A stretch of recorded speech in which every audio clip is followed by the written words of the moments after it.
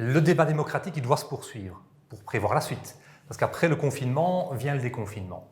Il y a toute une série d'enjeux qui doivent être abordés. La question en Belgique des masques préoccupe beaucoup de personnes. Il y a une pénurie, des difficultés d'approvisionnement. Beaucoup de personnes doivent se confectionner eux-mêmes des masques artisanaux. Ça, c'est ma belle-sœur qui l'a confectionné.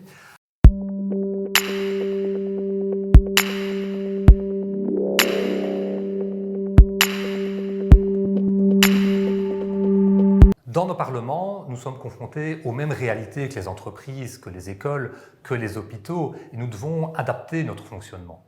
Nous avons donné des pouvoirs spéciaux au gouvernement, mais ça ne suffit pas. Le débat démocratique doit se poursuivre.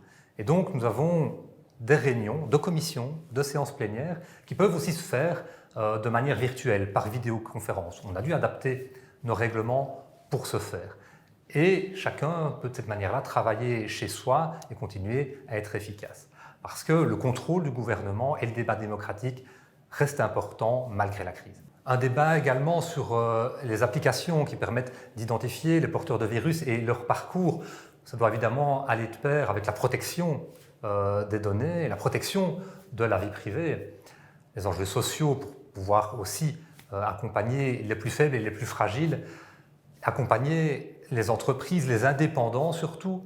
Et puis, il y a une crise qui est transversale, qui existait avant, qui existe toujours maintenant et qui existera demain, c'est la crise environnementale, la crise climatique, qui ne doit pas passer au deuxième plan, qui ne doit pas être mise à la poubelle. Je pense qu'on doit inventer notre société de demain, profiter de cette opportunité pour faire en sorte que demain soit une société plus verte et plus durable.